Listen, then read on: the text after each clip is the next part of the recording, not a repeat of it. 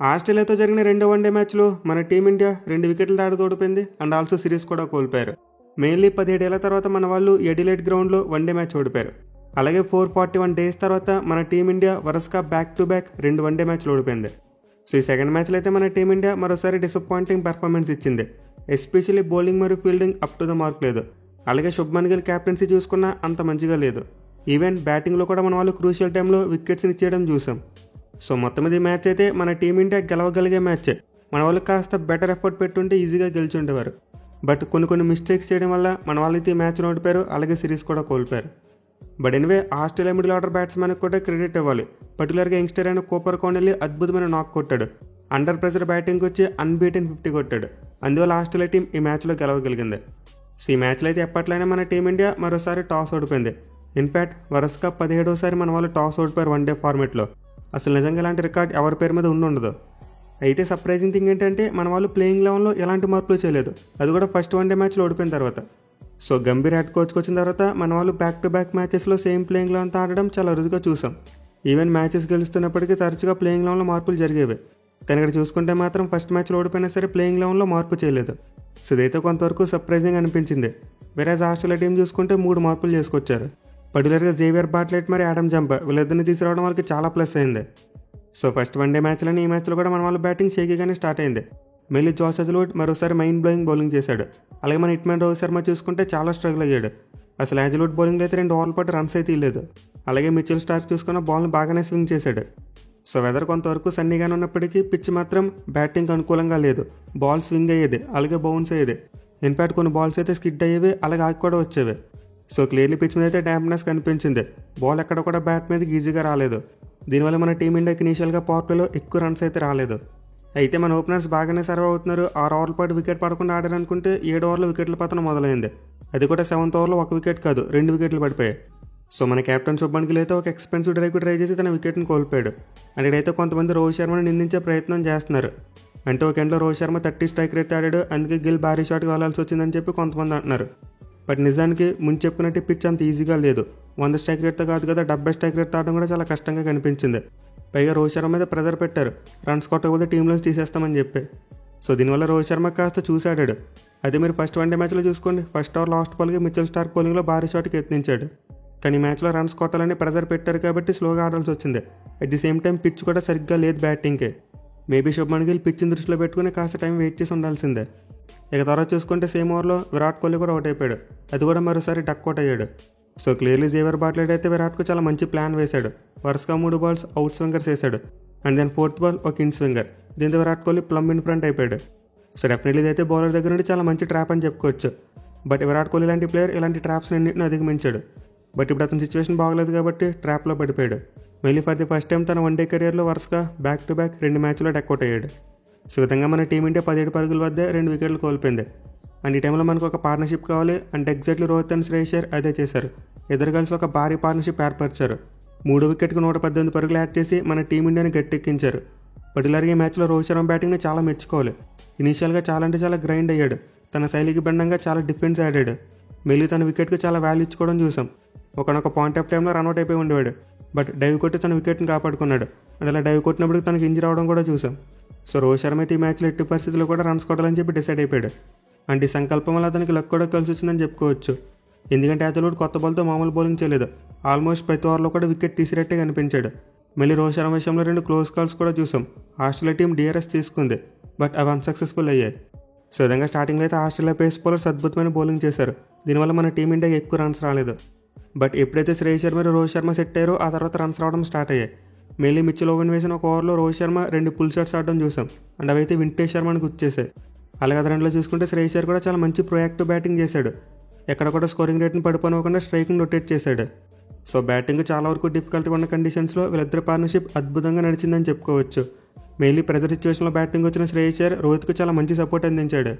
తనదైన శైలిలో బౌండరీస్ కొడుతూ స్కోర్ బోర్డును ముందుకు తీసుకెళ్లాడు.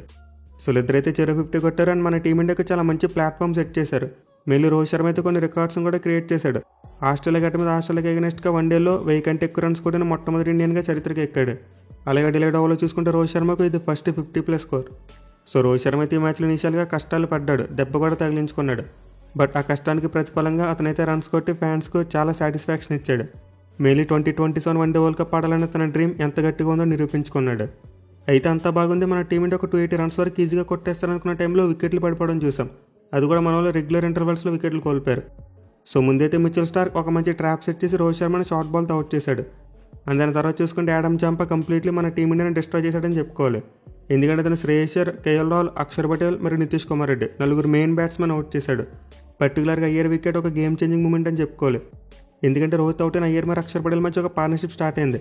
అండ్ ఈ పార్ట్నర్షిప్ కనుక 40th ఓవర్ వరకు ఉండుంటే ఖచ్చితంగా మన టీమిండియాకి భారీ స్కోర్ వచ్చి ఉండేది. బట్ ఎప్పుడైతే జాంపా అయ్యర్ వికెట్ తీసాడో ఆ తర్వాత మన వాళ్ళు కోలుకోలేదు. రాహుల్ ఒక భారీ షాట్కి ఎత్తించి తన వికెట్ని కోల్పోయాడు. అండ్ దాని వాషింగ్టన్ సుందర్ కూడా మరోసారి ఫెయిల్ అయ్యాడు. కానీ అక్షర్ పటేల్ డిస్మిసల్ చూసుకుంటే కొంతవరకు అన్లక్ అని చెప్పుకోవాలి.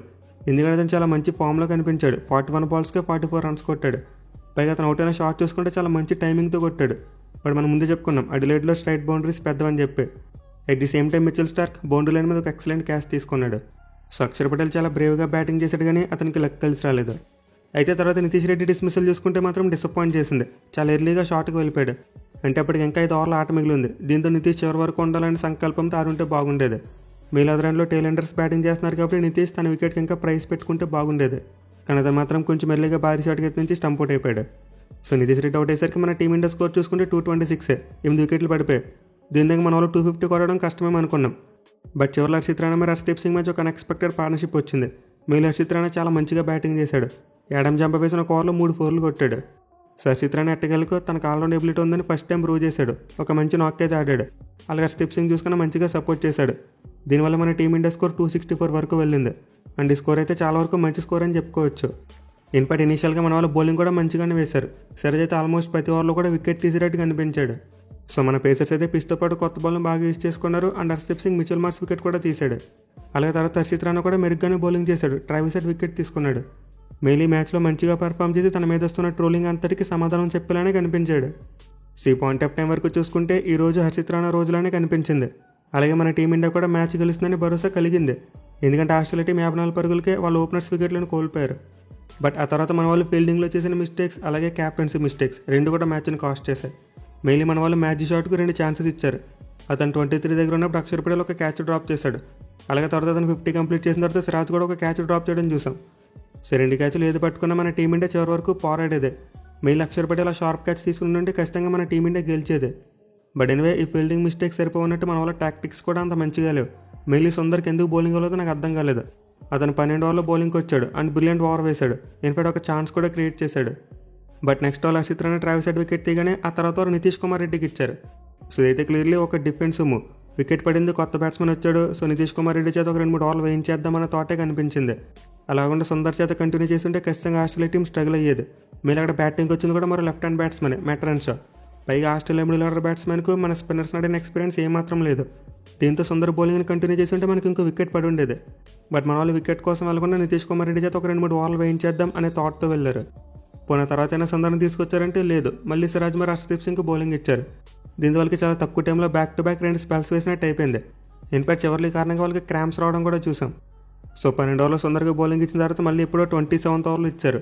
అండ్ ఓవర్లో అతను చూసుకుంటే వచ్చారగానే అలెక్స్ క్యారీ వికెట్ తీశాడు. అయితే అతను ముందుగానే కంటిన్యూ చేస్తుంటే ఈ వికెట్స్ ఏవో తొందరగా వచ్చి ఉండేవి. బట్ ఎనివే స్టిల్ మన వాళ్ళు అయితే మిడిల్ ఓవర్స్లో కొంతవరకు కంబ్యాక్ చేశారు. అక్షర్ పటేల్ మెట్రన్సే వికెట్ తీసుకున్నాడు. అలాగే సుందర్ క్యారీ వికెట్ తీసుకున్నాడు. అండ్ ఎగ్జాక్ట్లీ ఈ టైంలో మ్యాజిక్ షాట్ సిరాజ్కి ఒక క్యాచ్ ఇచ్చాడు. ఇది కూడా తీసుకున్నాడంటే గేమ్ టర్న్ అయ్యేది. బట్ ఈ క్యాచ్ డ్రాప్ అవడం అలాగే తర్వాత హర్షిత్ రాణా వచ్చి ఒక పూర్ స్పెల్ వేయడం చూసాం. నిజంగా ఈరోజు తన మీద కలిగిన ఇంప్రెషన్ అంతా ఈ ఒక్క స్పెల్తో పోగొట్టేసుకున్నాడు. అసలు ఎంత వర్స్ట్ బౌలింగ్ చేశాడంటే షార్ట్ బాల్ తప్ప వేరే బాల్ వేయలేదు. అసలు నిజంగా హర్షిత్ రాణా తన చివరిలో కొట్టిన రన్స్ అని స్పెల్ ఇచ్చేశాడు. వరుసగా 3 ఓవర్స్లో 12, 14, 9 అంటే మొత్తం 35 పరుగులు సమర్పించుకున్నాడు. దీనివల్ల అప్పటివరకు రన్నే బాల్ కూడా ఈక్వేషన్ కాస్త ఆస్ట్రేలియా టీం ఫేవర్లోకి వెళ్ళిపోయింది. ఒక 20 రన్స్ హెడ్ వెళ్ళిపోయారు వాళ్ళు.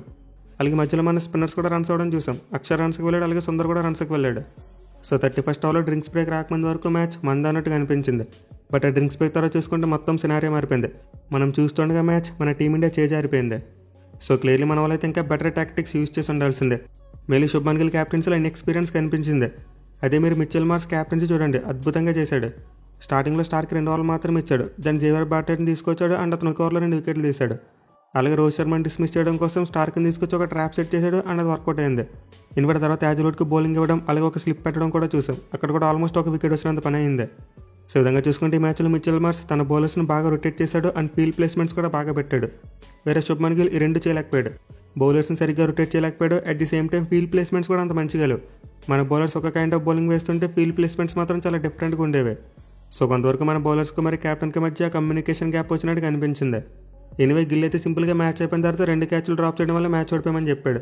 అంటే మేము స్కోర్ బోర్డు మీద మంచి స్కోరే పెట్టాం, బట్ ఆ క్యాచ్లు వదిలేయడం వల్ల మ్యాచ్ ఓడిపోయామని చెప్పాడు. కానీ నిజానికి తన క్యాప్టెన్సీ కూడా తప్పుదో మార్కలేదు, ప్రెజర్లో కనిపించాడు. బట్ అయితే ఆస్ట్రేలియా మిడిల్ ఆర్డర్ బ్యాట్స్మెన్కి చాలా క్రెడిట్ ఇవ్వాలి.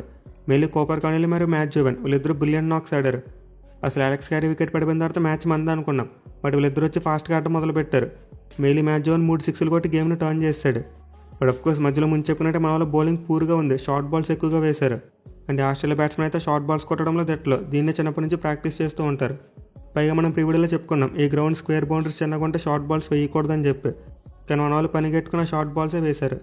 సో మన వాళ్ళు తెలిసి ఇలా మిస్టేక్స్ చేయడం కొంతవరకు డిసప్పాయింటింగ్గానే అనిపించింది. బట్ ఫస్ట్ మ్యాచ్తో కంపేర్ చేసుకుంటే ఈ మ్యాచ్లో కాస్త చివరి వరకు పోరాడారు. ఆ చివరిలో కూడా వికెట్లు తీయడం చూసాం. బట్ అప్పటికి మనం చాలా వరకు వెనక్కి పడిపోయాం, పని అవ్వలేదు. సో చూద్దాం మరి 3వ వన్డే మ్యాచ్లో అయినా సరి గెలిచి మన టీమిండియా పరువు నిలబెట్టుకుంటుందా లేకపోతే వైట్ వాష్ అవుతారనేది.